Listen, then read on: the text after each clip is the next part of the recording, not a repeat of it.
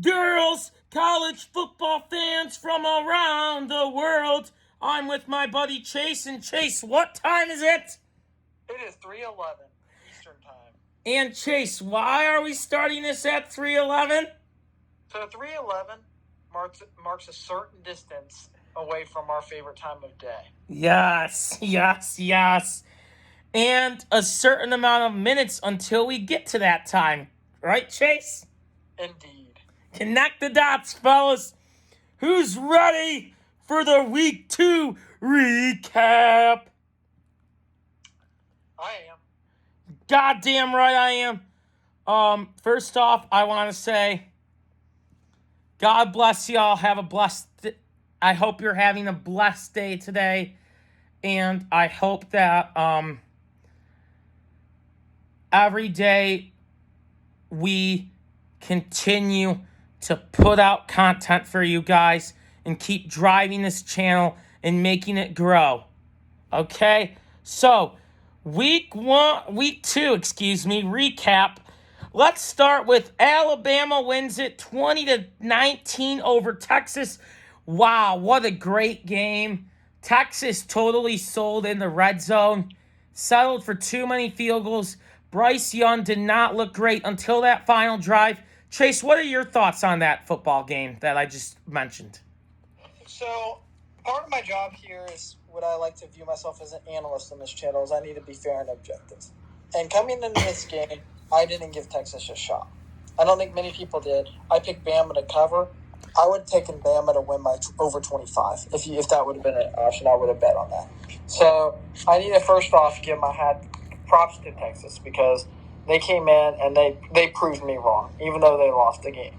However, I'm not a believer in moral victories. And I'm sure Steve Sarkisian wasn't telling his players from the locker room after that game, we only lost by 1, so let's be happy with that. But Texas did play well.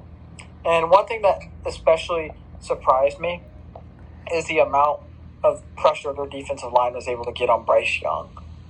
Even the last series, they were able to get pressure, but Bryce Young was just he proved why he won the Heisman last year. I was texting with one of my Alabama friends during this game, and he made the point to me that Alabama would be a 3-loss team this year, and probably last year if it weren't for Bryce Young. I mean, after watching them, I don't know I can really disagree. I'd say they'd be more than a 3-loss team. Yeah, considering their strength of schedule, that would be a very plausible idea. Chase? What's up? Next game, Ohio State 45-12 over Arkansas State. We all know Chase is a big Buckeye fan, and he 42-27. Hassan Haskins just scored again. I know.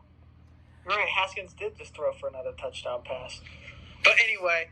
So Chase, what are your thoughts on your Buckeyes?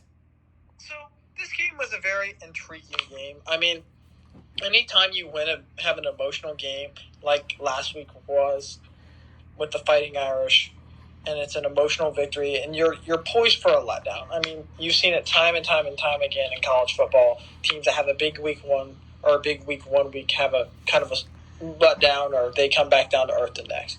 I mean, luckily Ohio State's opponent was still one that they would physically dominate. But I'd say Butch Jones called a pretty good game for Arkansas State, and in all fairness. I mean, Arkansas State had some big plays against Ohio State, but one thing I did like about the Ohio State defense is that instead of when they get into the red zone, they don't give up touchdowns, they prevent them to field goals. I think that's kind of been a missing ingredient in Ohio State's defense the last few years. One thing that I was very, very concerned about was the penalties. The amount of penalties Ohio State had was just absurd. And it's one of those things where as if you can get by with having 10 penalties against Arkansas State, but when you're playing big teams, are you going to be able to get away with having 10 penalties? The answer is absolutely not. So that's something that Ohio State needs to get cleaned up. I saw a report but just before we hopped on this, Joe, but apparently Ryan Day just said that Jackson Smith-Njigba and Julian Fleming will be back this weekend. So I think Ohio State's offense has kind of suffered with being without them. So throwing those two back into the mix, I think, will definitely help the passing game. I think Ohio State's running game, I think, is pretty good. I like the fact that we can run the ball when they're expecting us to run the ball. I thought it's really telling that Ohio State can go through. That Ohio State can score in 12 plays, but they can also score in 3. So it's just like being able to be dynamic and keep your opponents constantly on their heels would be huge. I mean, and my thing with the Buckeyes this year, and you're probably going to hear me say this in future recap weeks or prediction weeks, is when are we going to know what they are? Because I mean, I personally thought that it would be against Wisconsin, but as we'll touch later in the video, Wisconsin obviously is not who at least I thought they would be. So looking at Ohio State's schedule, when their offense is just a real slugfest. So I mean, I don't even know what to say about it. But Ohio State may not get their first real test until Sparty, and we don't even know that much about Michigan State either. I don't think Peyton Thorne's very good this year, and I think Michigan State's offense can be had. I honestly, Chase, you might not know until November 26th. I mean, that's what I was saying. If it's not Michigan State, then who's it going to be? I mean, because I think JJ can pose a real threat to your defense. I mean, I'm going to make the claim that when will we know if Ohio State defense has truly improved, though? Because, I mean, they can beat up on lesser opponents. They did that last year. But when they play in the big games, that's when they give up a ton of yards. I mean, in hindsight, Notre Dame's offense wasn't very good. Yeah, so another one, yeah, I agree. Another one to recap, 37 on Miami over Southern Miss. No surprise there. Crystal Ball's got them 2-0 as they go to A&M this week. We'll touch up more on that game later in the week. But Miami's D looks good. Agreed. But offense, I'd like to see a little more of their offense. Crystal Ball's the real deal. So, I mean, I have no doubt that they'll get it figured out. Miami's just one of those places that they may not win 10 games this year, but Miami will get it figured out with Crystal Ball. They've got too much talent in the Florida area just to suck. And I mean, I'm saying the similar thing to USC too, and I'll touch on that later in the show. Guys, I think USC can make the playoffs this year. I do too. I mean, I don't really see who's going to. I mean, who's beating them? They can win every game on their schedule. schedule. They're going to. Who outside of at Utah? Who's beating them? Sure as hell ain't beating Notre Dame. We'll touch on Notre Dame a little later because we got a lot to say about Notre Dame and Notre Dame fans. But don't worry, guys. We'll get to that later. Arkansas 44, South Carolina 30. A big win for the Hogs at home over Rattler and the Gamecocks. Look, Chase, I like Arkansas's offense. South Carolina's offense is good, not great. Rattler is playing okay. Arkansas with a huge win. What are your thoughts on that game? So, unfortunately for the South Carolina Gamecock fans, the Spencer Rattler Heisman hype has come to a screeching halt. But instead of harping on the team that lost, I'm gonna give props to the team that won. In Arkansas, they played a great game. Their offense looks incredible. Their offense looks really good compared to how they've been the past few years. And that's a program that I think is going to be on the upswing. I think we'll talk about that quite a bit here in the future. Arkansas progressing back upwards. Yeah, I agree. Anyway, Wake Forest 45, Vandy 25. Big win for Wake Forest. Sam Hartman returns. And boy, did Sam Hartman live up to the expectations at Vandy. What are your thoughts on that game? That was a great game. I mean, you touched on it really well. They asked big things of Hart, and Hart delivered. I mean, I don't really know. That's all there really is to say is Sam Hart had an excellent game. Can Wake Forest beat Clemson? Clemson's a team that intrigues me. And, I mean, I think if you start DJ, your offense is going to be like this. When you play at perfection, you can be really good. But it's just but that's a big if. I think if you were to start Cade then your offense would automatically have a higher ceiling. But there's a reason that Dabo Swinney has won 2 college football playoffs, and he makes the amount of money he does, just signed this new contract extension, and the fact that I'm just a kid that sits on the couch and watches. So, Same. At the end of the day, I mean, I kind of trust that. I think I trust Dabo. Why shouldn't we trust Dabo in this situation? Because he pulled the trigger with Lawrence and Kelly Bryant. So I mean, I think there could be a time this year when he does. I just think I'm not going to criticize them too much, but I think Clemson's definitely beatable. So to answer your question, Wake Forest I think can definitely beat Clemson. Yeah. Minnesota 62, Western Illinois 10. Guys, I know it's Western Illinois, but the West is Minnesota's to lose. I think P.J. Fleck, this is finally the year he breaks through. I think he's a damn good coach. And Ibrahim's back, running well. Morgan is pretty good. Chris Ottenbell, good. Chase, is it wrong for me to say that the West is Minnesota's to lose right now? When you look at the West, and I think there's one team that I look at in particular that I think could maybe give them their biggest competition. And you may be surprised who I think it is. Who? I think it's Purdue. I agree with that.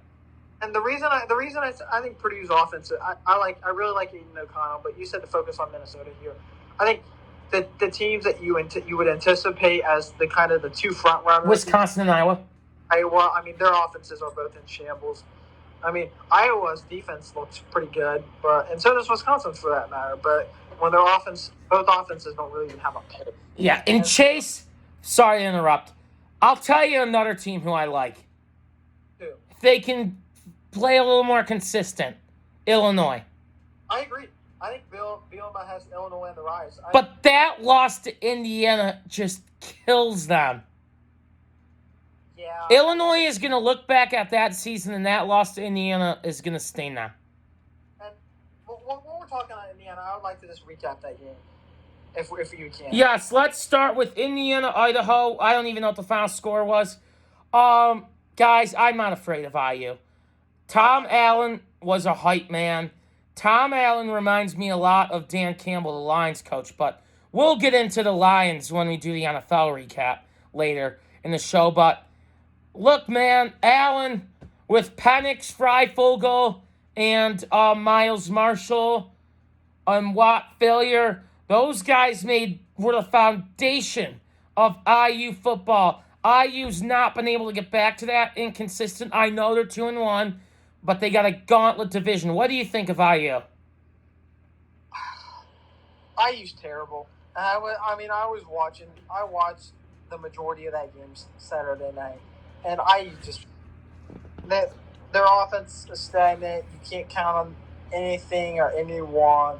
Their defense is mediocre at best. I mean, Indiana's in for a rough night. Don't let their 2-0 record deceive you, because they're going to be hitting a Frank Big Tennis. Who do they play this week? I think they play at Cincy. We'll recap that game later in the week. But yeah, I don't think Cincy's looked good either, so they could win that game. I think IU's not beating Cincinnati. We'll talk about that later in the week. But either way, when you look, we can stay on IU for a second. When you look at IU's schedule, I mean, and I'm going to pull it up real quick, but the fact that IU plays in the Big Ten East, I've almost started to feel sorry for them, because you look at their schedule, and it's 4 losses pretty much guaranteed each year. With Ohio State, Michigan, Penn State, and Michigan State schedule. So, I mean, I'm looking ahead at IU's schedule. They have Western Kentucky this weekend. Where's the game? The game's at noon. Where? It's in Bloomington. And then the following week they go to Cincinnati, and then they go to Nebraska, which I think is they can beat Nebraska. They can beat Nebraska, but then they go to Michigan, or they play Michigan. They're not beating Michigan. Maryland, I think, is a toss-up. Rutgers, in Piscataway, I think Rutgers is going to win that game. Then they play Penn State, Ohio State and Michigan State. So you're looking at there's how many games? 1, 2, 3, 4, 5, and including the Cincy. That's 6 games. I'm throwing as an L on their schedule, which means they would have to win all the other games I didn't touch on here. So that IU's kind of in a spot where I've almost started to feel sorry for them. But let's stop talking about the bad. Focus on the good. All right. Duke 31, Northwestern 23. Wow. After beating Nebraska, Northwestern lays an egg at home to Duke. God, Northwestern is so frustrating. They're so unpredictable. Evan Hall's a really good player. But Chase, how do you recap a team like Northwestern? Northwestern is a very year-to-year thing. And I mean, I'm not going to completely write them off just yet. Because, I mean, I think I'd be stupid too. But Northwestern is one of those teams that you're either going to win a whole lot of games or you're going to lose a lot. And there doesn't seem to be that much in between. So, no. I mean, and I'm not calling for Pat. I think Pat Fitzgerald is a very good coach. I'm not gonna harp on Pat Fitzgerald. I have an immense amount of respect for him. So you'll never hear Pat Fitzgerald slander come out of my mouth. Yeah. So not much to recap there. Penn State 46, Ohio 10. Penn State beating up on bad teams. Still don't believe in Franklin until he beats a good one. Is that where you're kind of at too, Chase? Agreed. There's not much I have to say about this game. North Carolina 35, Georgia State 28. That spread, I told you guys in the prediction video, 7-point favorite was a weird spread, and I thought Georgia State could cover. I was right. Yeah, North Carolina is a team that intrigues me. I don't think they're very good, and I think that if they played in the Big Ten, they would be in for a rude, or the SEC, they'd be in for a rude awakening. But they play in one of the softest conferences, so yeah. Yeah, Kansas State, Missouri 40-12 K-State. Not much to recap there. Next game. How about them Irish? Come, the Irish. Hey, Chase, can I take over for a few minutes? I got a message to Notre Dame fans. Okay, let's hear it. Because I'm going to get my in a second. So you go first. You're yelling like a lot. Can you lower your voice, please? Thank you. Guys, that was my sweet mate. Chase. Yeah. The people are going to tell me to quiet down when I'm filming a video. I hope this doesn't lose subscribers for us. Do you think it will? I don't think it will. I think they just see heart and passion. Yeah. Guys, I'm loud because I have passion for this game. So, anyway, Notre Dame fan. I'm going to give you a little story. It's story time. This summer, Notre Dame fans. So, it was on some post. I forgot what it was about. And a Notre Dame fan said to me, "You're a Michigan fan. You're not allowed to have an opinion. Your team sucks." And then I say to him, "Who's your team?" He says, "I'm a Notre Dame fan. Go Irish. Drink your beer, get drunk. That's what we do in Notre Dame, baby."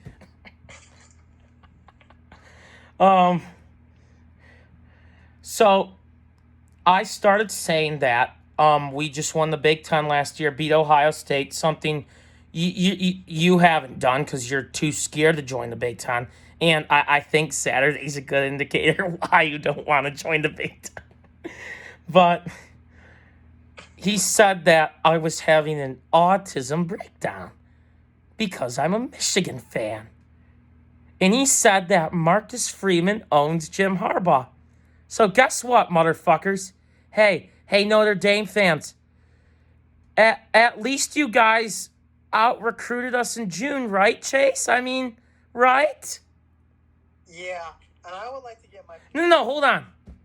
How does 0-2 feel, motherfuckers? How does it feel to have your season over before week 3? You can't even beat Marshall at home, and yet you're going to talk shit about Michigan. Marcus Freeman is all hype, no action. Your golden boy, 0-2 at home. And I don't want to hear another goddamn word about you guys deserving to be in the college football playoff and that no one respects us and that we're Notre Dame. We have NBC, yada, yada, yada. Listen, if I'm NBC, I come out and I apologize to all my viewers for showing that piss poor excuse of a program called Notre Dame.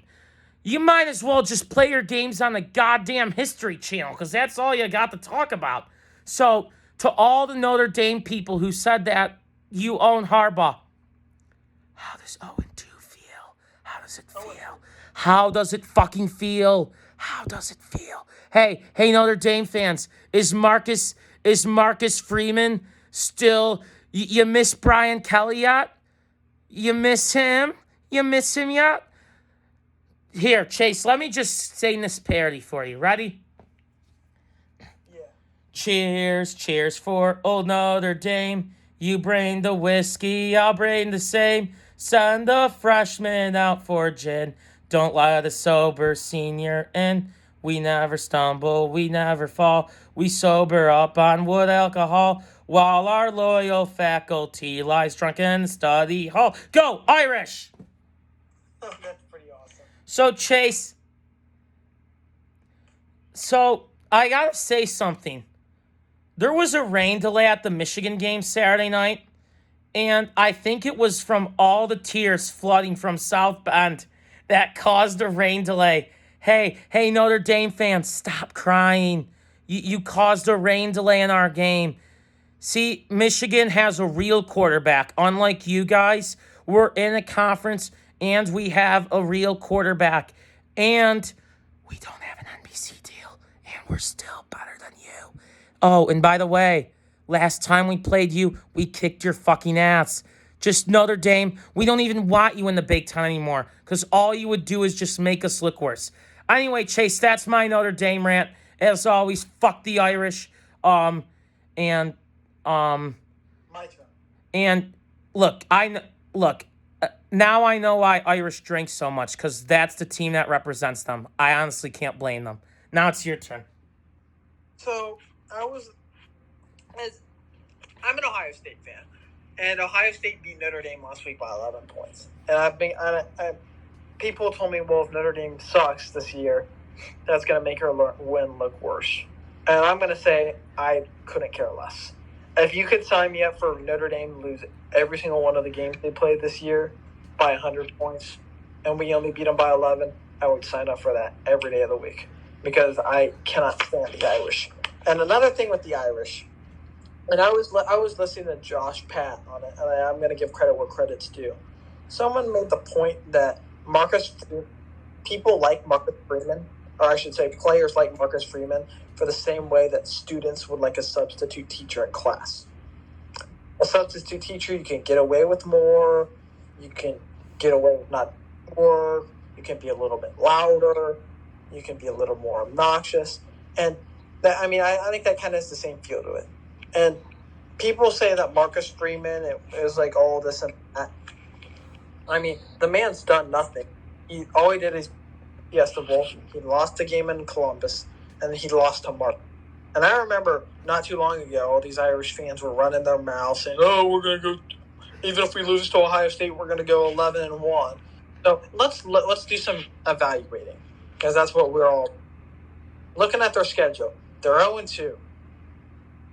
All these games now that people are saying are winnable, especially with Buckner out, may not be so winnable. Cal's losable. North Carolina, that's just going to be a toss-up game. I think they're going to lose to North Carolina. Yeah, it's in North Carolina too. They're not going to go into BYU. They're not beating BYU and Stanford could be a tough game. Stanford, yep. UNLV, I'll give them that one. Clemson, no. Clemson, no. Navy always gives them fits. And Boston College, maybe. And then USC, no. No. So when I look at their schedule, I'll give them. There's only one game that I would pencil in as an automatic win, and that's the UNLV. Could you imagine if they lost to UNLV? Yeah, I mean, it's kind of one of those things that's too good to be true. Yeah, guys, and this is a question, Notre Dame fans. At what point is the honeymoon over with Freeman? At what point are you just going to say, okay, enough of the bullshit. I don't care if the players like him. He has to win games. Because as a Detroit Lions fan, I'm at that point, or I'm starting to get to that point with Dan Campbell and the whole kneecap hard knocks routine. It's like, yeah, I love that the players like him, but you have to win games. So Notre Dame fan, when does that point start for you? Chase, when do you think it starts for them? And I think we're going to see learn a lot about this Notre Dame team this next few weeks. And I think we're going to learn about Marcus Freeman as a head coach. Because they obviously have their to a wall. And if they just retreat further and just keep losing more games, I think we're going to know Marcus Freeman.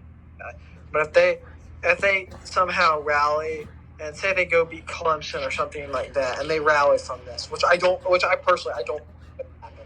So they would be proving me wrong. See, here's what I think for Notre Dame.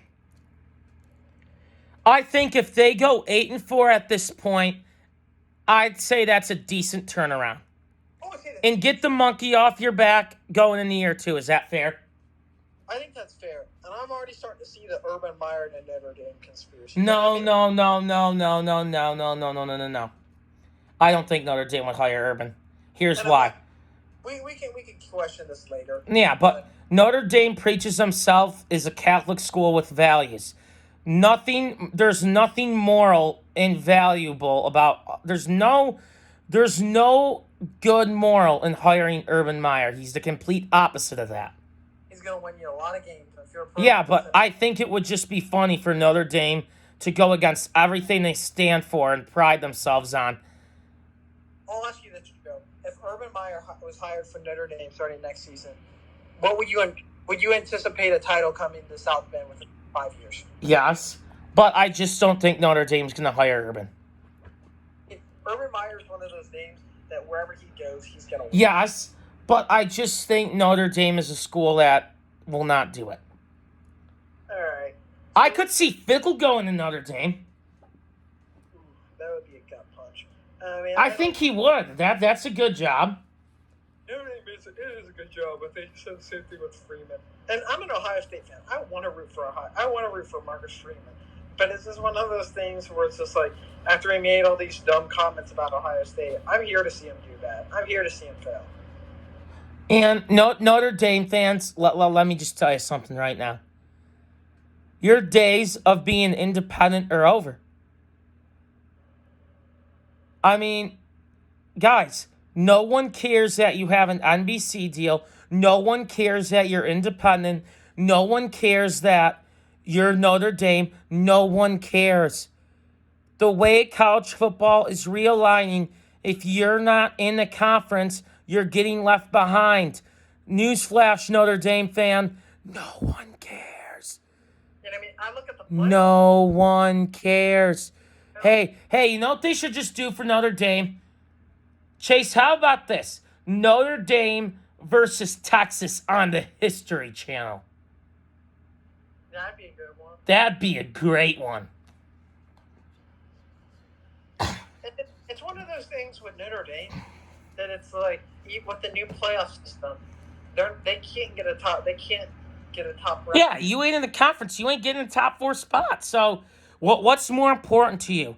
Your little NBC deal with Jack Collinsworth and Jason Garrett, or a top 4 playoff spot? And it's one of those things where the Big Ten signed an NBC deal starting next year. So you're not one. What's your excuse? You're not the only one with the NBC deal. Now we have the precious little NBC deal too. We get to listen to Mike Trico and listen to the Here Come the Irish. It'll be Here Come the Buckeyes or Here Come the Wolverines. That's not you can't trademark that anymore, Notre Dame fans. And it's one of those things where I'm here for it. I'm here to see you fail every day of the week. Yes. But Chase, no offense, but if I was a Buckeye fan, I wouldn't be talking shit about trademarking. You trademark the. That's kind of pathetic, if you ask me. The. That's so pathetic.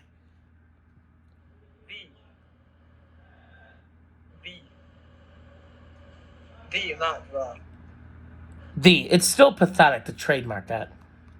If it works, it works. It's still pathetic. Just like Notre Dame trying to talk about their precious NBC deal. At least we backed it up. Okay, yeah. You at least, except last year at the Bakehouse. Yeah, a down year at Ohio State is 11-2. Hey, and you know what? I respect that. I respect that you're not willing to tolerate 11-2. That you push for more and strive for more. I wish Michigan fans, I wish the academic bros in the Michigan fan base would feel the same way. Prior to last year, Ohio State's 11-2 season would have been the best season under Jim Harbaugh at Michigan. Prior to last season. So, and it was Ohio State statistically worse. And I would define it as their worst season since 2011. Yeah. But anyway, Chase. Enough history. If you want to learn about history, watch the History Channel. Yeah, Notre Dame fans, go to the History Channel. There'll be enough Notre Dame football. Yeah, Notre Dame football. We're on the History Channel. And if you want to listen to more Jax Collinsworth, tune in. And Jason Garrett's insightful analysis. Just go watch Notre Dame football on NBC. All right, so 20 minutes later of us rambling on Notre Chase, just making fun of Notre Dame is just so easy. I could come on here for a whole show and do it. We could talk about Notre Dame losing for... We could fill this whole episode. With Notre Dame. With Notre Dame losing. And you say I've run out of things to say? Believe me, I haven't even gotten started. One of these, if they lose to Cal, we can go on the whole Notre Dame. Oh, if they lose to Cal, same time next week. 3:11. 3:11 to 4:20. We'll be here. And guys, how many minutes is apart are 3:11 and 4:20? We'll let you do the math. Come on, guys. Anyways, Clemson beat Furman 35-12. I knew Furman would cover that spread. I don't trust DJ Ukulele. I think he kind of sucks ass. And, you know, it's kind of funny, Chase. Clemson fans want a Cade. Michigan fans got rid of a Cade. And I made the point earlier in the show, so I'm not going to harp on it here.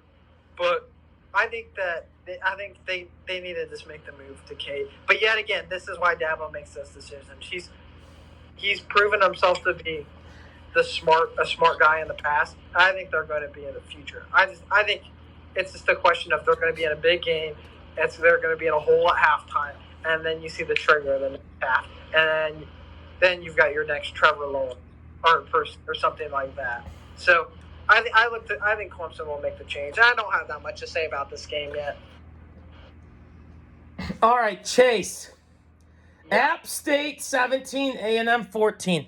Hey, Texas A&M fans. How does $8 million on your most expensive D-line in history, all that to lose to Appalachian State at home? One of us knows what it's like to lose to Appalachian State also. Fuck you. But before we get into that... Yeah. Hey, at least we didn't pay our defense $7 million to do it, though. And I will say this. I was listening... Hey, guess what? App State was better in 07 than they are this year. Yeah, you're probably right. And, hey, all the people who made fun of Michigan losing to App State, A&M fans, let me clue you in on something. Jimbo is overrated. Yeah, And Hey, remember when you guys all summer you were crying how Nick Saban bullied you and saying, well, we didn't pay for our players. Nick Saban should be suspended. How dare Nick Saban say something like that? And guess what? Hey, you're overrated again. But are we surprised? No. You're Texas 8-4. That's what you guys are. You guys suck again. Miami's gonna come to your stadium and jail sex you this week. So They're gonna jail sex you. when I look at A&M, they've got a rough schedule ahead. And A&M is one of those, they spent so much money on their recruiting class. And I think it's one of those things where I was listening to Pat this morning, and he made the point. Not Notre Dame, we talked enough about them. Texas A&M is pulling up the same offense that expired in 2014. And he made the throughout the idea that, Joe, if you were to open your fridge and you found a bottle or a gallon of milk that said it was expired in 2014, what would you do? Throw it out. You throw it out, exactly, because it's expired. It's not good anymore. And I feel like we're in the same thing with the Texas A&M offense. Jimbo Fisher is the one that's his offense. He calls those plays. So it's one of those things where I feel for the players, because the freshmen aren't going to stick around for this. The people that they bought with all this recruiting money, but you got to put your players in a position where they can win. And Saturday, that was even close. You look at how many 5-stars and 4-stars. They've got like over 54 and 5-stars on that roster. Look how many Appalachian State has, like, one. And it just shows that the better scheme, the better coaches, and the players that just wanted it are going to come and get it. And I was high on Appalachian State last week too, when they almost beat NC, and they very well should beat NC. So A&M, it's going to be a rough ride. Yeah. And it's one of those things with Jimbo Fisher. It's just like, if he brings in someone to like revamp the offense, he would kind of be going against who he is as a coach, because he's an offensive guy. Like, he runs his offense, and if you bring in someone to totally revamp his offense, is it even his team anymore? I mean, and I don't really want to harp on A&M as much as we harped on the Irish for the purposes of Notre Dame slander is always acceptable. Notre Dame's. Yeah, I agreed. There's never a bad time. And, There's always never a bad time to shit out Notre Dame. all All right, next game. Tennessee 34, Pitt 27 in overtime. Big road win for the Vols. Big win. That is a program type win right there. That's a game Tennessee loses in the past, but I think Jeremy Pruitt's done a great, or not Pruitt. What's his name? The guy from UCF.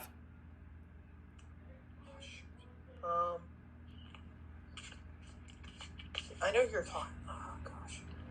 What's his name?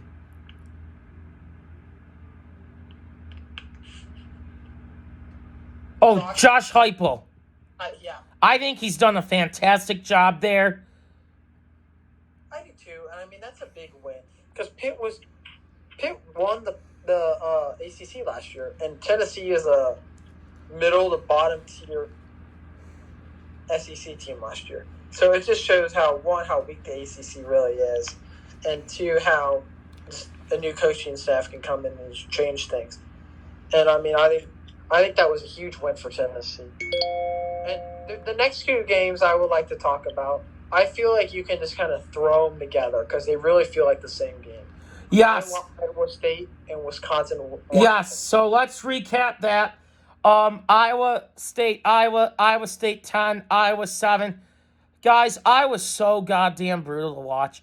I watched some of the Iowa game as I was getting ready to go to the Michigan game, and Iowa's offense fucking sucks. Outside of Laporta, they have no offense. And Matt Campbell,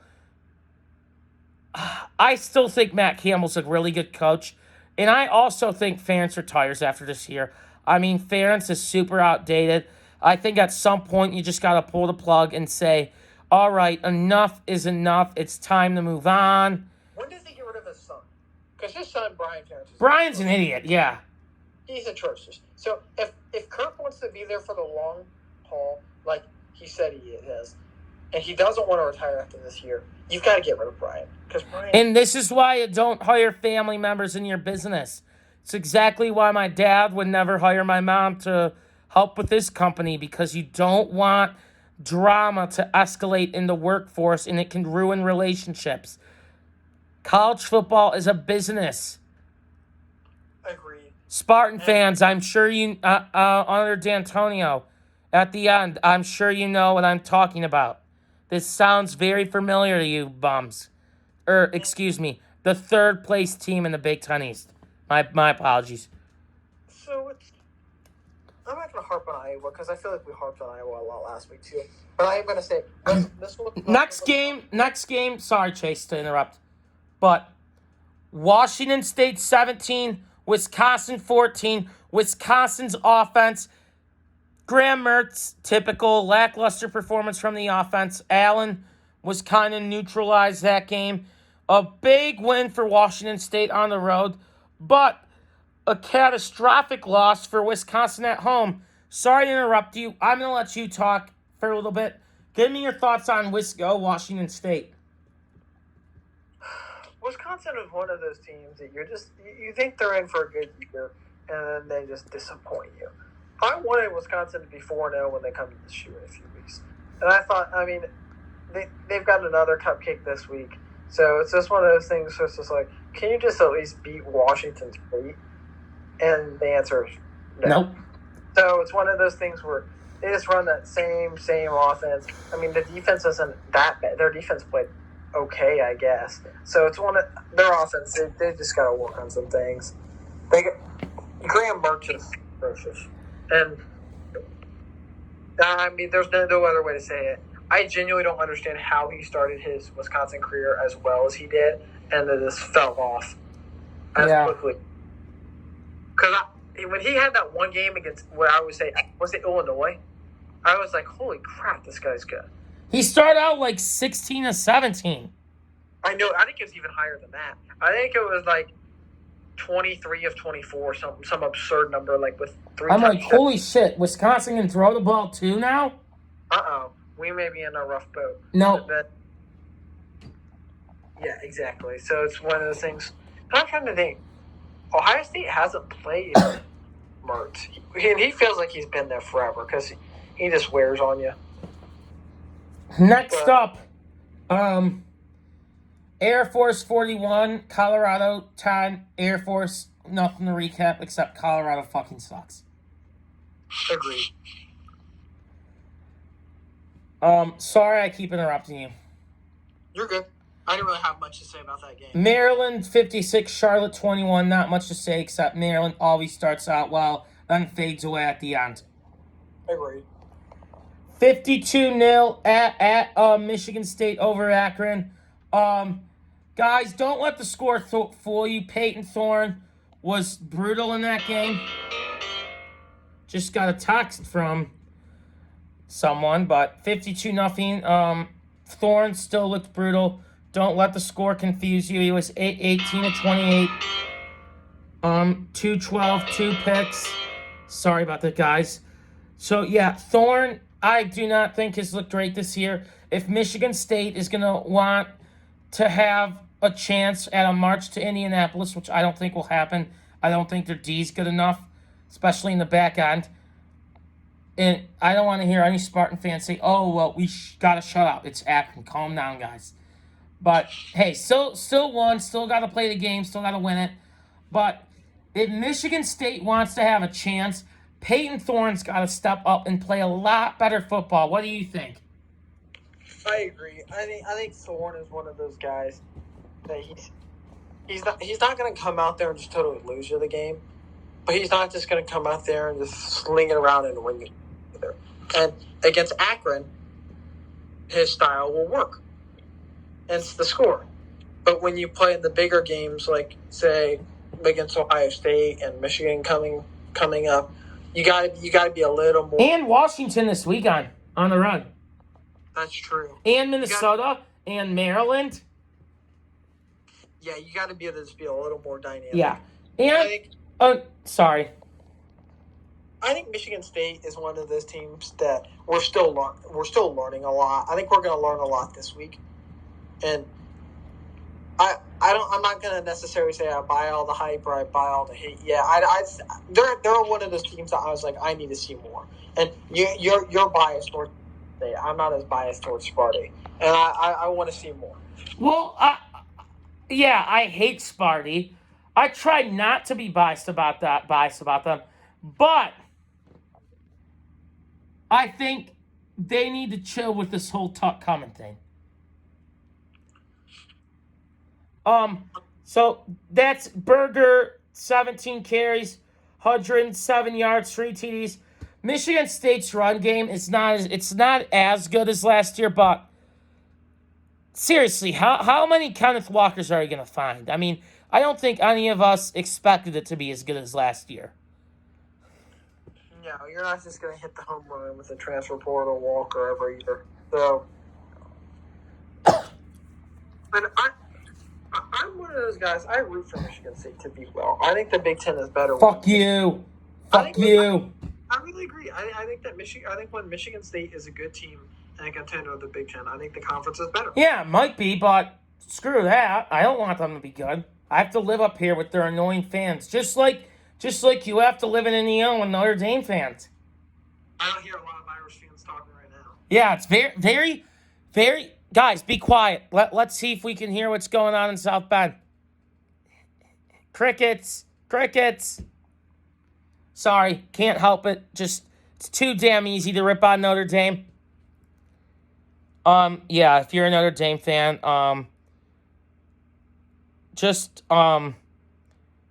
get your beer ready for tonight, because what I'm saying is going to make you want to drink. 33-30, Texas Tech over Houston. Not much to say there. Yeah, there's not much to say with that. California 20, UNLV 14. Cal's offense really struggles. And I knew UNLV would cover that 12. That 12 just looked too low to me. Not really impressed with Cal. What do you think? I agree. I mean, I think their offense is gonna be a battle of the Titans this week with the offense of Cal versus the Notre Dame. So I when I talk about Cal, I just can't help but look forward to this week. Oh, so can I. Go Gold Bears. You know what? I'm gonna give you a sneak peek at this. I think California's gonna beat Notre Dame. Go Gold Bears. I'll give you my opinion Friday. Chase, 3:11 Thursday. Okay, that works. 3:11, guys. That's the time. Have anything to say?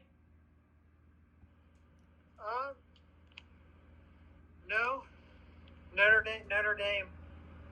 It's always this show's just been so much fun. Just listening to you and having my chances ripping to them. It's just ripping on Notre Dame is basically. It's basically like. Well, how would you define it?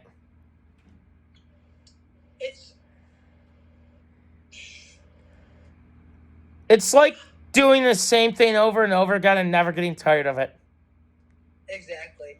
It's like eating your favorite. It's like having your favorite food every single day. Yeah, it never gets old. Never gets old. You're always just gonna like. You're always wanting more. You can never get. 52-6, Washington over Portland State. I'll tell you what, Penix has upgraded that pass game a little bit. To my surprise, I mean, I can't disagree. I think he has elevated Washington's pass game. All right, want a sneak peek? Chase gave you a Notre Dame sneak peek. I'm going to give you a Washington-Michigan State sneak peek. I think Washington's going to win that football game. That spread is weird. The fact that Washington is favorite tells me that Vegas does not trust Michigan State to go out west and win. And you think the number 11 team in the country, Michigan State, versus an unranked Washington, you think that spread would be in favor of the Spartans. But the fact that it's not, Vegas is doing the good old fish. A lot of people are going to fall for the Oh, for MSU money line, it's free money. Vegas is fishing with you, fellas. That's why I think Washington is going to win. I think this is Tuck's first test this year. Michigan State did not look great against Western. And even on the first couple drives against Akron, the Akron offense moved the ball well on that secondary. And Washington has a better offense than both of those two. And it's on the West Coast. I think this has trap wearing all over it for MSU. But I will say this, if MSU wins, I will give them credit. This would be a huge win for them. It would probably be Tucker's biggest road win. I think his biggest road win was against you guys in 2020. No, this one would be bigger because Washington's better. That's fair. If you ask me, Michigan State. Emotionally, it's the Michigan game. True. Virginia, Illinois 24, Virginia 3. Wow, Virginia's offense shocked. Brennan Armstrong did not play that well. Illinois with a big-time win at home against an evenly matched opponent. Guys, I think Illinois' offense can be good if they're consistent. And I think Bielema is a really good coach. What do you think? I don't really like Bielema as a person, but I think he is a great coach. I think he was great at Wisconsin. I think Illinois is on the rise. They're a team that I'm buying stock in. Yep. 56-0 Purdue over Indiana State. Not much to recap. 66-7 Rutgers over Wagner. Not much to recap.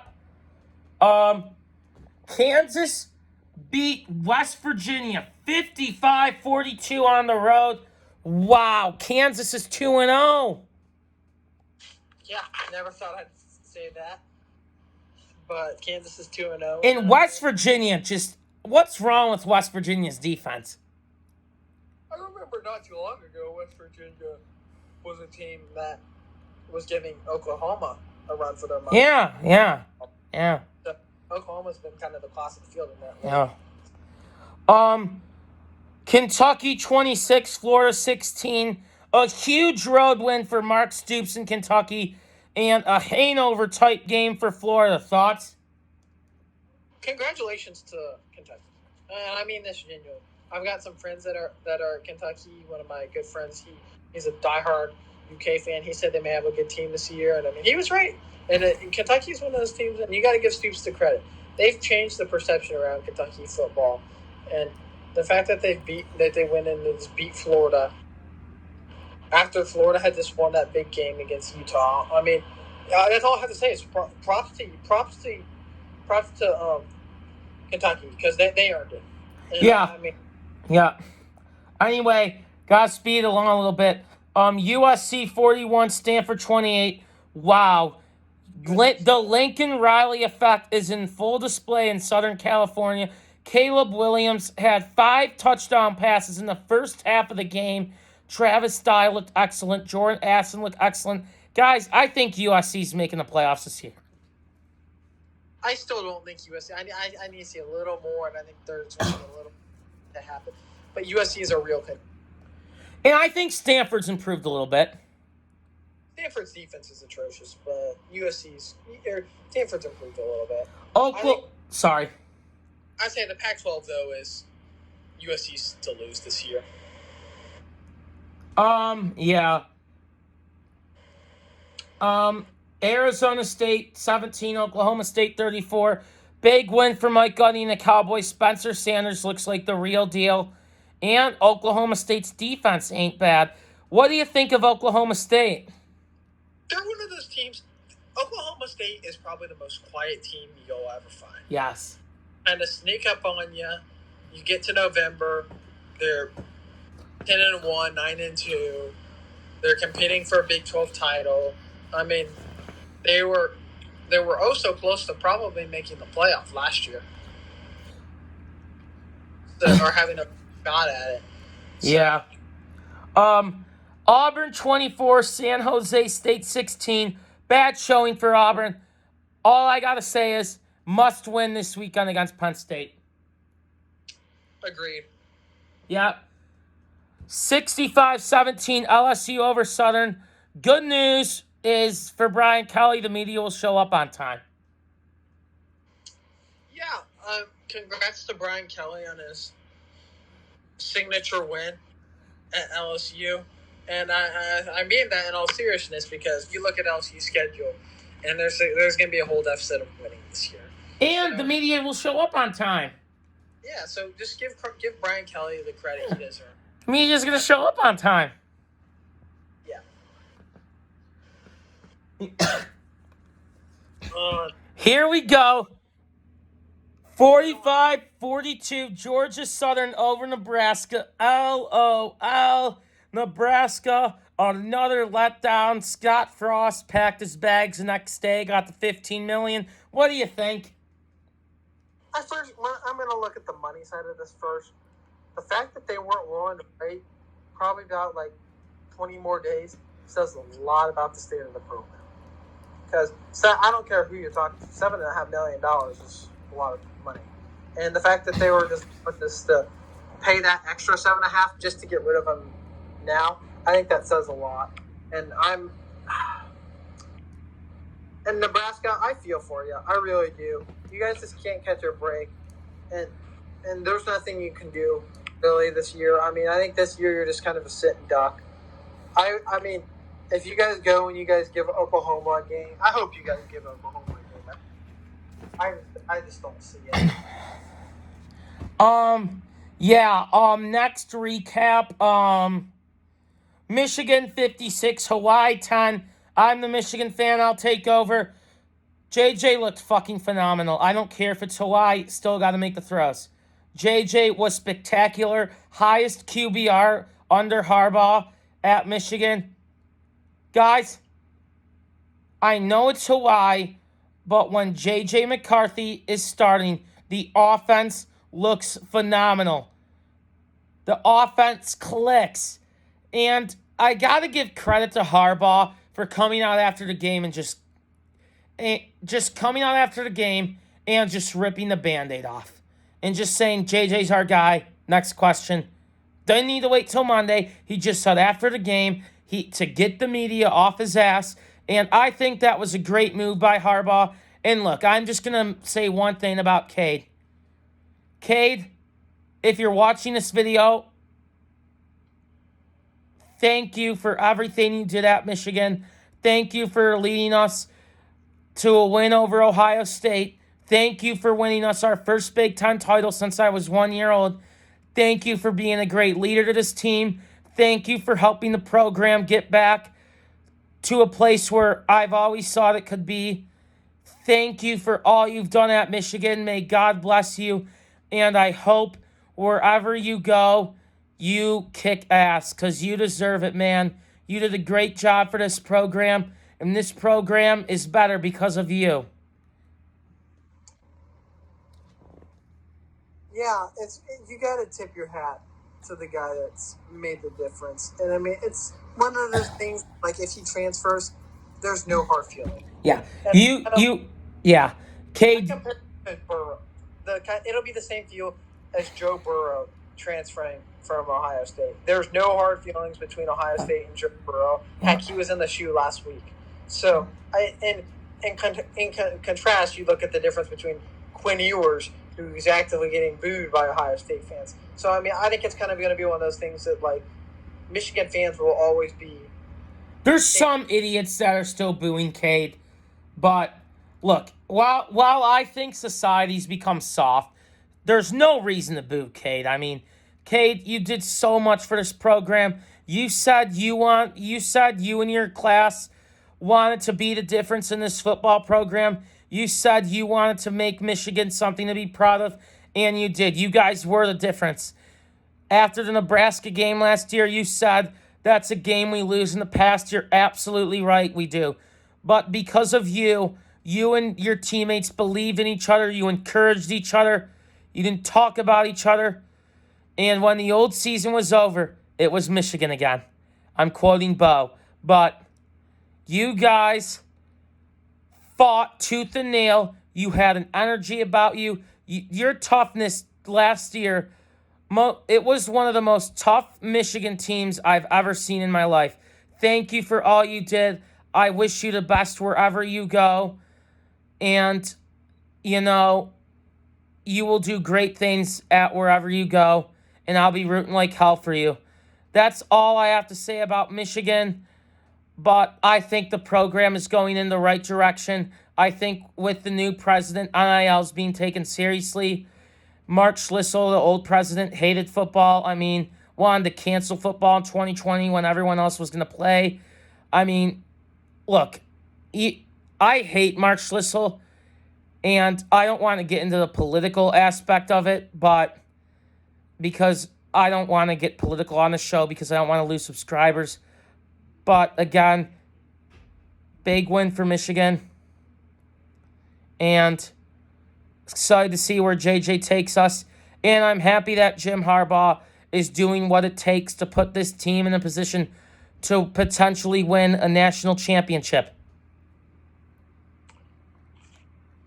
All right, as we kind of close our time today. Okay, all I'm going to say is we got to do a couple more things. BYU beat Baylor. No surprise. Knew that was coming. Oregon, Fresno, good game. Mississippi State, Arizona, good game. Oregon State and Mississippi State won.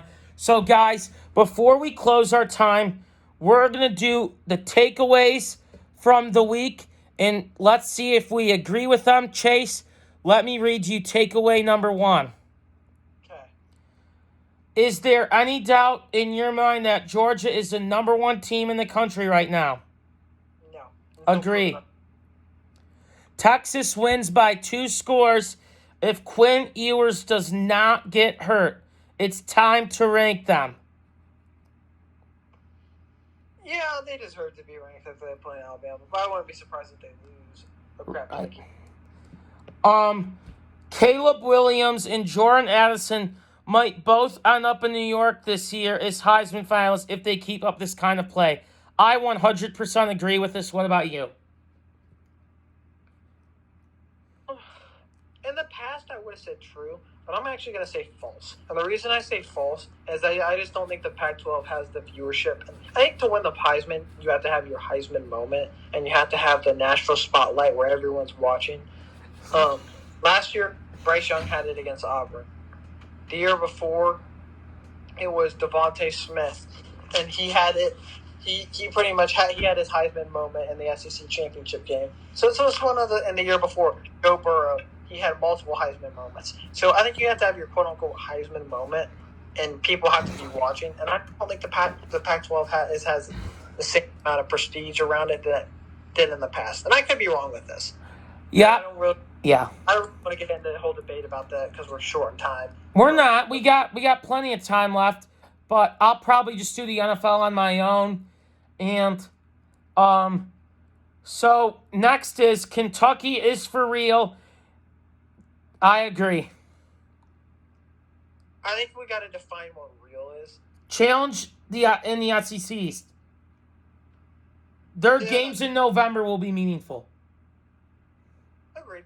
They'll be relevant. They'll be in the top 25 when the rankings come out. Bench Petrus and fire Brian France now before the season is totally wasted 100%. Yeah. I mean, there's nothing else. Nothing else to say. There's nothing else. There's nothing else you can't do. Not sure what to make of BYU. Both them and Baylor both acted like they wanted to lose that game. It will be interesting to see them take on Oregon this week. I totally agree. That BYU-Oregon game is intriguing to me. I agree with you there. Next up, there's a couple more. Florida plus AR-15 hype was just the biggest overreaction ever. Barely a top 25 team. Agreed. Yep. Texas deserves a ranking. We already did that one, but Okay. Yeah. The Alabama receiving core is horrible and needs to get fixed ASAP. they've got some work to do. Bryce Young's not going to be able to be superhuman and just handle his team to victory. Yeah. Okay. Not it. Michigan with JJ looks like the second best team in the nation. I agree. Argue it. I think Michigan is. I personally think Michigan is the third team in the country. But I'm saying Michigan is arguably, you can argue it. Argue that we're not the second best team. Michigan is not the second. Michigan is Who's better? Ohio State and Georgia. Georgia first. I put Georgia ahead of Michigan. I think Georgia is your clear number one. Yes. Right now, I would not put Ohio State ahead of Michigan. Why? Because I don't think Stroud's looked flashy enough. I don't think Stroud has looked like a Heisman, and I think that you guys are beatable. I think I'm going to say I think everyone's beatable this year. So I think that's kind of. I think with J.J. McCarthy, we can beat almost anyone. You played Hawaii, so I mean, let's. I understand that. I understand that, but he still had to make the throws. I think Ohio State, when you look at maybe Michigan has executed slightly better these past 2 weeks, but if you look at the ceiling, and I guess I probably shouldn't be doing. I'm saying, arguably, Michigan is the number 2 team. I'm not saying they are. I'm saying that I could make a case for Michigan. Okay, yeah, you can make a case. Just like you can for Ohio State. But, hold on. I think in these 2 weeks, Michigan has played more complete games than Ohio State. Okay. Ohio State hasn't been I'm not going to argue this one anymore. I mean, because 2 and 3 are theoretically irrelevant because they be playing each other. Yeah. Look, guys, the truth is, on November 26th, we'll find out. Agreed. And the argument will be settled then. There's nothing more to say. This argument will take care of itself. And anyway, next one, the QB situation is the worst in the Power 5 for Notre Dame. Freeman is on the hot seat already. Yeah, Buckner's injury doesn't really help. I mean, not that Buckner was stellar at all to begin with, but... Is it an overreaction to say that Marcus Freeman's on the hot seat? No, it's not. He had all the hype. He's all the hype. He had all the coins in the bucket. But then when the games were actually played, all the hype is gone. Yeah. I'm not even sure what Jimbo is doing at this point. Start Max Johnson, bench Kane. A&M does not look like a ranked team. Agreed. The fact that A&M is still ranked is pretty brutal. Yep, so those are the takeaways. Do you want to do a quick overreaction, or do you think we should end this college football segment? What do you want to do? I think we should do an overreaction of week 2. For sure. Okay, the first overreaction. No. I'm gonna look at an article and see whether we agree with them. Okay, and then we'll probably end the college segment unless you want to stay on for NFL. Or do you have to go? I have to log off, but I can do this real quick. Okay. College football overreactions. It's panic time in Tuscaloosa. No? Alabama will be just fine. When it's all said and done, Alabama will be right there. Yep. Texas is maybe back. Look at how many titles Saban has. There's a reason he's got them. Texas is maybe back. That's debate. We're gonna have to see more on that. Okay. The SEC East has overtaken the SEC West. Balls. Absolutely not. What do you think? I could not disagree more with that. The SEC East, you match them up. Yeah, you line the teams up and play. One plays 1, 2 plays 2 across the board. The SEC West is just going to destroy the East. Yes. USC is a playoff team. I agree. Yet again, I think they're going to need some stuff to go their way. But I think Lincoln Riley effect's already in full display. Oh, I think they're going to be a playoff team if they don't get it. All right, here we go. Kind of touched on this one. Michigan should be the favorite in the Big Ten. Like I said, argue it. I think we should be. Give me a reason why we shouldn't. I think when people talk about Ohio State, and whether this is a good thing or a bad thing, they're looking at what the potential could be. So you think people expect these great things, and when it doesn't happen, they just overreact? So I'm not saying. Well, I think we've seen this Ohio State offense before to be really, really great, and it's just gonna. We're just waiting to see if it is this time around too, because you got to remember that Ohio State has been without two of their arguably biggest receivers these first few weeks, and JSN. So virtually the whole game against Notre Dame, and then they were without Fleming, who's had a great summer and was just itching to get on the field. So I think Ohio State has the higher ceiling. I think the fact that the game is in Columbus definitively helps us, just like the fact that the game was in Ann Arbor last year. So I think Ohio State is probably the big favorite. And I'm going to say it. Ohio State's a Big Ten favorite every year until Michigan can consistently beat them. Fair. And when I say consistently, I mean it's more than once. I think, truth be told, I think you got to do it in Columbus too. Yeah, that's fair. You guys got to roll into the shoe, and you guys got to knock us off. Yeah, so that is our overreactions for week 2. Chase, it was a pleasure talking to you. I hope to see you on Thursday. As always, it was fun talking, Joe. I'm looking forward to Thursday. We'll give some weekend predictions. 3-11. Yep. I'm looking forward to a great weekend of college football. I mean, it never disappoints. College football is the best sport on the planet, and it's, quite frankly, it's not even that close. Have a good day. See ya. Yep, take care, man. All right, guys, now that that's over, I'm going to do a quick NFL recap. Talk a little NFL, give you my thoughts on the weekend. First off, 31-10 Bills over Rams. Guys, Josh Allen looks like the MVP this year. It's the Bills and the Chiefs and everyone else in the AFC. What a performance from Josh Allen. Absolutely on target the whole game. Yeah. LA looked lost. Stafford, one of the worst career games I've ever seen out of him. And Jalen Ramsey got absolutely exposed.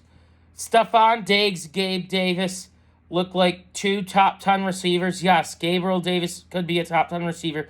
That is a hot take, in my opinion. Allen Robinson targeted 0 times. I think defenses are starting to figure out Cooper Kupp. And how about that Buffalo defense? That Buffalo defense has gotten a lot better. And with that being said, I think Buffalo is the favorite to win the AFC. And that defense is the story of the night, because I think we all knew Josh Allen would be great, and he lived up to it.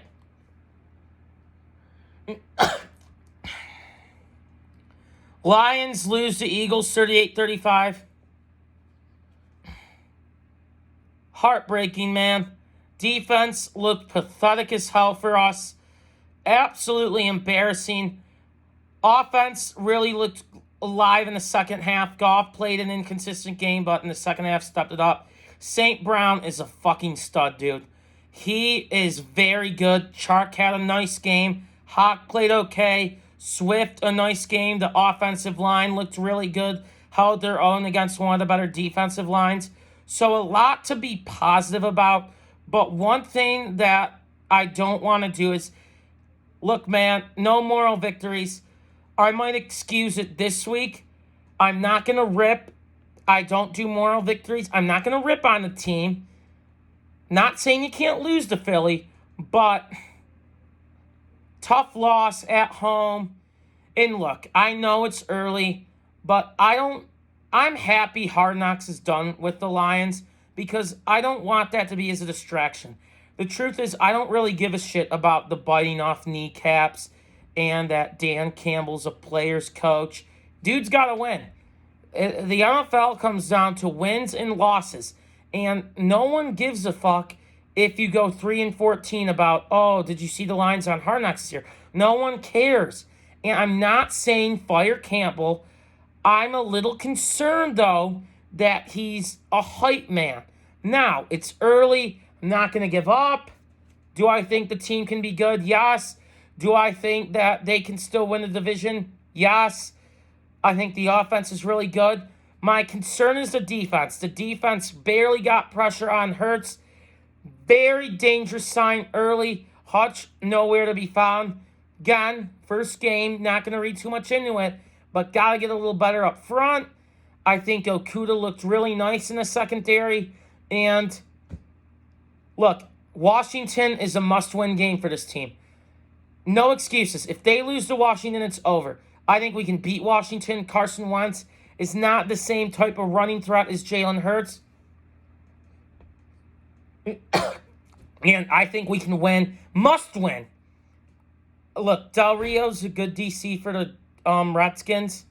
And, yeah, we'll see what happens. We'll get into more of that game later this week as I do my NFL predictions on Thursday. Saints 27, Falcons 26. Atlanta, once again, blowing another lead. No surprise. Same shit, different year. New Orleans looks awful, too. New Orleans needs to get that quarterback situation fixed. I mean, look, I'm not saying... Look, Jameis sucks, but he's clearly better than Taysom Hill. Taysom Hill is not a quarterback you need on your roster if you have visions of going to the playoffs or making a deep playoff run. Taysom Hill sucks. He's a decent runner, and that's about all you'll get out of Taysom Hill. Niners, Bears, 19-10 Bears. Big win for Chicago. And the Trey Lance era off to a rough start. Frisco's got to get that offense fixed. I know it's game one, but still, got to get that fixed. A nice win for Chicago. 1-0. Not very high on the Bears this year, but that defense looks still pretty good. Fields, let's see what Fields did. He went 8 of 17, 121, 2 picks, or 2 touchdowns, 1 INT. Didn't throw it a lot, but look, Chicago, nice win. For a week, you'll take it. I still don't think much of you, but for a week, you take the win. Steelers 23, Bengals 20 in overtime. Guys, what amazes me is that no matter what, Pittsburgh always finds a way to win. They just find a way to win. Even when they have less talent than you, they're just one of those teams that grinds out a victory. And they're always in the mix. They're probably one of the most consistent franchises in football. And a huge win for them. That defense is really good. Quarterback, offense, meh.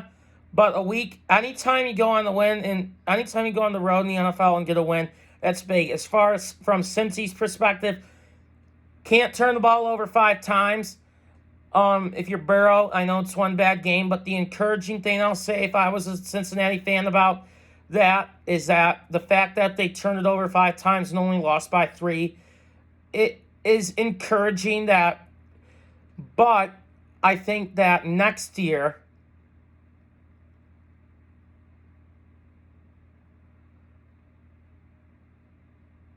next week, Burrow got to clean up the turnovers. Obviously, big win for Pittsburgh. 27 Dolphins over Patriots. Told you I don't think much of New England this year. I just love watching Matt Patricia fail. What he did to the Lions organization, I will never forgive him. Ever. He deserves everything he gets. Oh, I just hate that motherfucker so much. Big win for the Dolphins, though. Nice way to start the year. Look, I still think Mac Jones can be really good. Just got to get a better OC.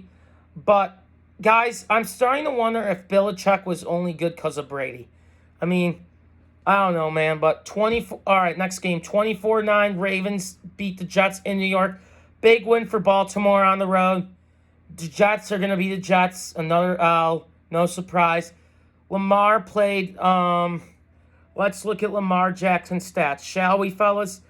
3 touchdowns, 1 pick, 17-32, 13. Not a bad game. I mean, it's a contract year. I think he's going to really try and ball out this season. So, yeah. Sorry, guys. 28-22, Redskins over the Jaguars. Big win for Washington at home, man. Wentz, 27, 41, 313, 4 touchdowns, 2 picks. A very Carson Wentz-esque day. Washington run game got slowed down a little bit, but they're playing the Lions this coming week, and the Lions' rush defense sucks. So for the Lions to beat Washington, we're going to need to stop the run a little bit. But Wentz, a nice game. Lawrence, meh kind of game. Christian Kirk, a decent debut in Jacksonville. Big win for the Redskins. I think the Jaguars are better without Urban Meyer, but that goes without saying. Big win for the Redskins at home. Browns 26, Panthers 24. What a game this was. I was at the Lions game, so couldn't watch this one. Huge win for Cleveland. That is a big road win for them. Without their starting quarterback, they go into Carolina against their old quarterback, Baker Mayfield, and they get a gutsy road win. Start out 1-0 without Watson.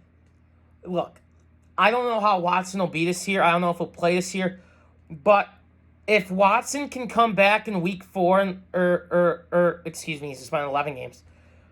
If Cleveland's in the mix, like let's say they're like 7-4, 6-5, they can make the playoffs. Watson, if he can get back to his old self, he's a difference maker. Big win for Cleveland. Bad loss for Carolina, man.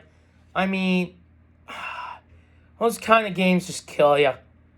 Colts tied 2020 with the Texans. God. Indy, how you miss a 30-yard field goal? Chip shot, but God, Matt Ryan, how'd he play? 32 of 50, 352, 1 TD, 1 pick. Typical Matt Ryan performance. They didn't use JT on the ground much. They threw the ball 50 times. God, Houston sucks, man. Houston is so atrocious. That was their only chance for a win, too. Well, maybe not. They might win our game. I don't know. Giants 21, Titans 20.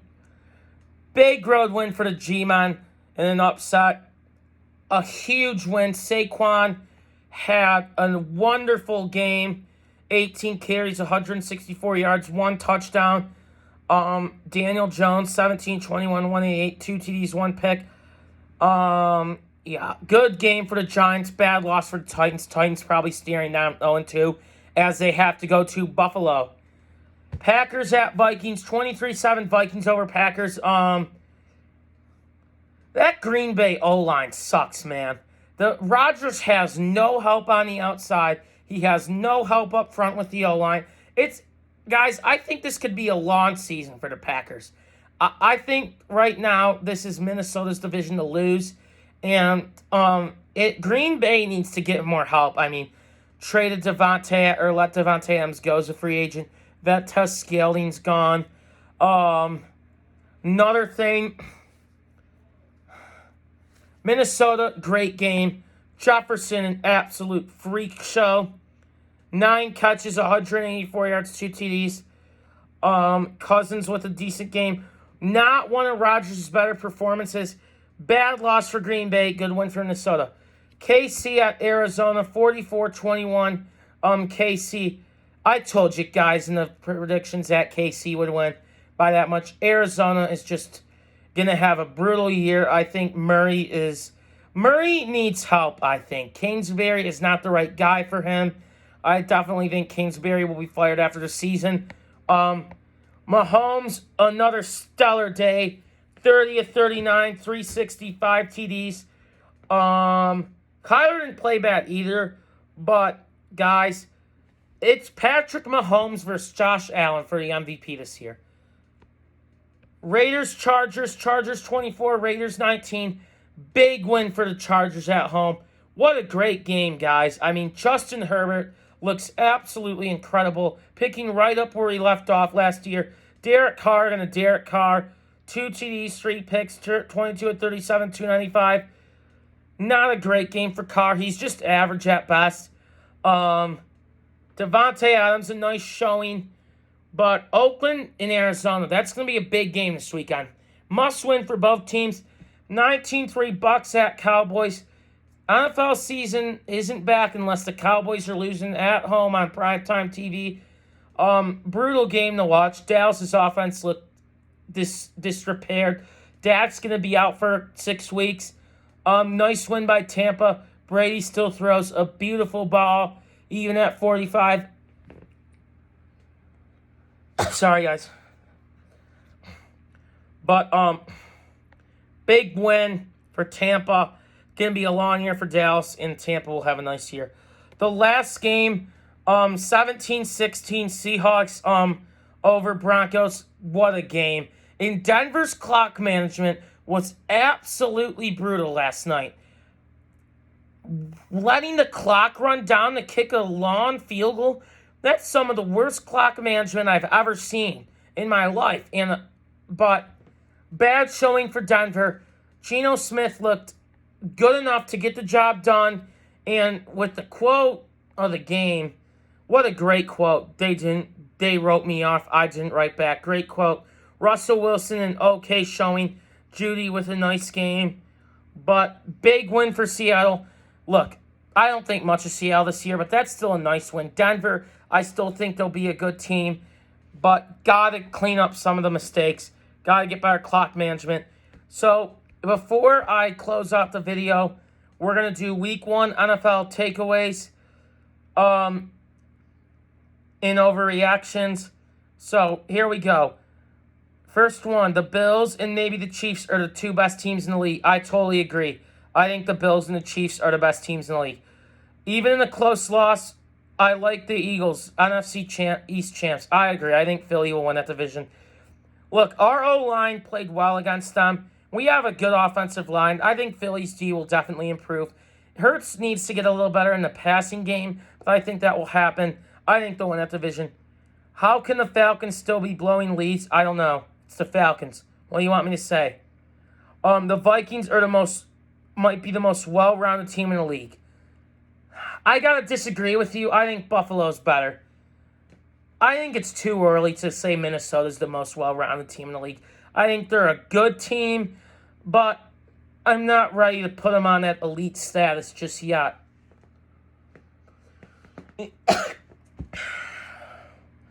I think we could see a Chiefs versus Bills AFC championship. Totally agree. Not even a dispute. I think those teams are the clearly 2 best teams in the AFC, and if not the league. I'm not giving up on the Packers just yet. I'm not either. Rodgers is still a first ballot Hall of Fame quarterback for sure. Needs to get help though with that O-line and that receiving core. Then I think they could be a really good team. Admit it, the Dolphins are better than expected. Overreaction for right now. I don't know. I gotta see a little more. I don't think Tua's that great. Yeah, I don't think Tua is that great whatsoever.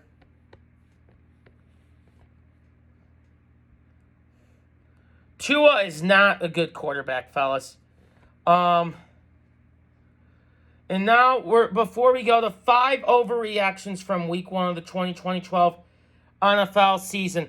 Number 1, Mike McCarthy will lose his job. I 100% agree. I don't know how that dude is still employed at Dallas, but I absolutely agree that the Cowboys will fire Mike McCarthy. Aaron Rodgers tricked this guy into thinking...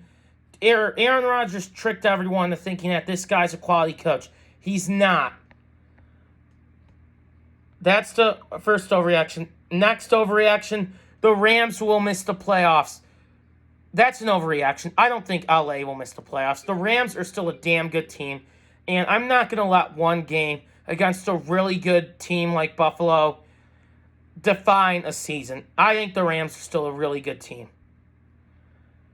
Geno Smith was the right guy for the job. Overreaction. He had a decent performance last night, but I got to see a little more from him before I'm ready to anoint that award to him.